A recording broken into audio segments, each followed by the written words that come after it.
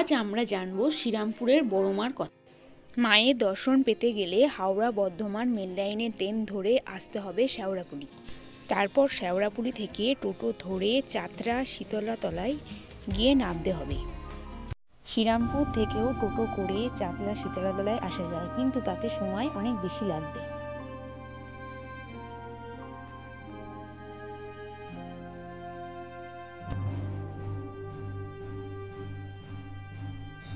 এটা হলো এবছরের মায়ের পুজোর সময়সূচি।